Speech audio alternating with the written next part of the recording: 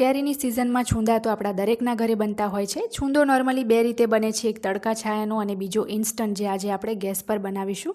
કારણ કે તડકા છાયાના છૂંદામાં થોડી ઝંઝટ વધારે લાગે છે, એટલે આજે આપણે ખાંડ અને કેરીના પરફેક્ટ માપ સાથે આ ઇન્સ્ટન્ટ છૂંદો બનાવીશું, જે તમે આખું વરસ સ્ટોર કરી રાખી શકો છો. તો ચાલો બનાવવાનું શરૂ કરીએ.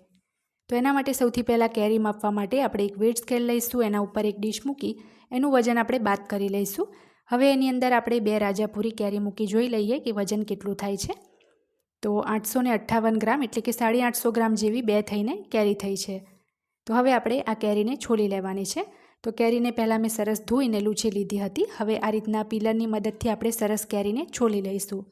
જ્યારે પણ તમે છૂંદો કે અથાણું બનાવો ત્યારે કેરી એકદમ સરસ કડક અને તાજી હોય એ વાતનું ખાસ ધ્યાન રાખવું, જેથી મોંઘવારીમાં તેલ મસાલાનો પણ બગાડ ન થાય. અને છૂંદા અને અથાણા માટે ખાસ રાજાપુરી કેરીનો જ ઉપયોગ કરશો તો વધારે સારું રહેશે. તો સેમ આ જ રીતે આપણે બીજી કેરીને પણ છોલી લેવાની છે. તો અહીંયા મેં બંને કેરીને સરસ છોલી લીધી છે. કેરીની બિલકુલ પણ લીલી છાલ રહી ના જાય એનું ધ્યાન રાખવાનું છે. અને હવે આ કેરીને આપણે આ રીતના મોટા કાણાવાળી છીણીથી છીણી લઈશું. જે આ રીતની મીડિયમ કાણાવાળી છીણી આવે એનો આપણે ઉપયોગ નથી કરવાનો. તો સરસ આ રીતે ભાર દઈને આપણે કેરીને આગળની તરફ ઘસીશું તો મોટી અને લાંબી છીણ થશે. એવી જ છીણ આપણે છૂંદા માટે કરવાની હોય છે. તો આ જ રીતે આપણે બંને કેરીને છીણી લેવાની છે.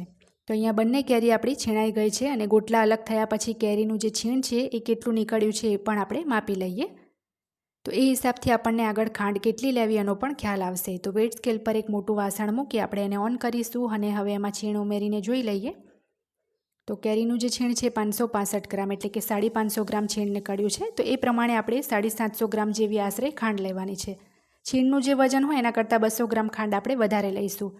તો અહીંયા 200 mlના મેઝરિંગ કપથી માપી ટોટલ 4 કપ હું અહીંયા ખાંડ લઉં છું. 4 કપ એટલે કે 760 ગ્રામ જેટલી આપણે અહીંયા ખાંડ લીધી છે. 2-4 ગ્રામ ઓછી છે તો થોડી ખાંડ મેં ઉમેરીને 760 ગ્રામ કરી લીધી છે. હવે જે કેરીનું છીણ છે એમાં આપણે સ્વાદ પ્રમાણે એટલે કે 1.5 ચમચી જેટલું મીઠું ઉમેરીશું. ત્યાર પછી જે આપણે 4 કપ ખાંડ અત્યારે માપીએ બધી જ ખાંડ એની અંદર ઉમેરી દઈએ. સરસ આપણે એને મિક્સ કરી લઈશું અને જ્યાં સુધી ખાંડ ઓગળે નહીં ત્યાં સુધી આપણે અડધો-પોણો કલાક એમ જ એને ઢાંકીને રહેવા દેવાનું છે. ડાયરેક્ટ આપણે આને ગેસ પર નથી ચડાવવાનું, નહીં તો છૂંદો આપણો સમય જતાં ચવડ થઈ જશે. એટલે પહેલાં એની મેળે જ આપણે ખાંડને ઓગળવા દઈશું.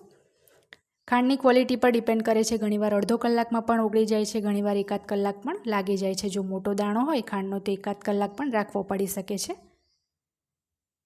તો અહીંયા અડધો જ કલાકમાં મારી જે ખાંડ છે ઓગળી ગઈ હતી. તમે જો ખાંડ સરસ ઓગળી ગઈ છે અને થોડા અમથા ઝીણા દાણા દેખાય છે એ આપણે ગેસ પર મૂકીશું તો ઓગળી જશે. હવે ગેસ ઉપર આપણે એકદમ જાડા તળિયાવાળી કડાઈ ગરમ કરવા મૂકીશું. એની અંદર આ બધું જ મિશ્રણ આપણે ઉમેરી દેવાનું છે. અહીં મેં સ્ટીલની ટ્રાયપ્લાય કડાઈ લીધી છે જે એકદમ જાડા તળિયાવાળી છે. હવે આપણે ગેસ એકદમ ધીમો રાખી 15 થી 20 મિનિટ એને ચડવા દેવાનું છે. જે રીતે આપણે અઠવાડિયું તડકામાં રાખી રોજ થોડો થોડો તડકો લાગી તડકા છાયાનો છૂંદો તૈયાર કરીએ એ જ રીતે એકદમ ધીમા તાપે આપણે આ છૂંદાને તૈયાર કરીશું. તો 10 થી 12 મિનિટ પછી તમને એકવાર હું ચાસણી એની ચેક કરીને બતાવું કે એમાં એકતાર થાય છે કે નહીં. એમ તો 10-12 મિનિટમાં એકતારની ચાસણી નહીં જ બની હોય, તેમ છતાં પણ તમને હું બતાવી દઉં. તો એક નાની ડીશમાં થોડું ટીપું ચાસણી ઉમેરી અને આપણે થોડી ઠંડી થવા દેવાની છે. ગરમ હોય ત્યારે ચેક ના કરવી. તો ઠંડી થાય ત્યાં સુધીમાં આપણે 5 નંગ લવિંગ, 7 થી 8 કાળા મરી, 1 ચમચી જીરું અને 2 લાકડી મેં તજ લીધા હતા એ ઉમેર્યા છે. ચાસણી અમુક સેકન્ડ ઠરે પછી આપણે એને ચેક કરીશું. તો ચેક કરવા માટે આપણે આંગળી અને અંગૂઠા વચ્ચે આ રીતના થોડી ચાસણીને ચેક કરીશું. તો એક તાર અહીંયા પ્રોપર નથી બનતો, એકદમ જાડો એક તાર બનવો જોઈએ. તો અહીંયા પતલો બને છે અને તૂટી પણ જાય છે. તો હજી 7-8 મિનિટ આપણે ધીમા તાપે એને થવા દેવાનો છે, વચ્ચે વચ્ચે હલાવતા રહેવાનું. તો 7-8 મિનિટ થઈ જાય પછી ફરીથી આપણે ચાસણીને ચેક કરી લેવાની છે. તો સેમ એ જ રીતે થોડી ચાસણી આપણે ડીશમાં લેશું અને ઠંડી થાય પછી એને ચેક કરીશું.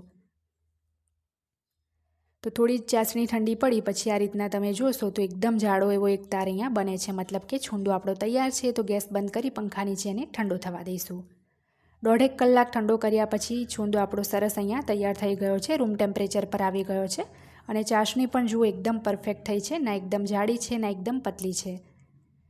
તો હવે આની અંદર આપણે તીખાસ માટે અને કલર માટે કાશ્મીરી અને તીખું લાલ મરચું ઉમેરીશું. તો અહીંયા કલર માટે 3 ટેબલસ્પૂન મેં કાશ્મીરી લાલ મરચું ઉમેર્યું છે અને તીખાસ માટે 2 નાની ચમચી એમાં મેં તીખું લાલ મરચું ઉમેર્યું છે.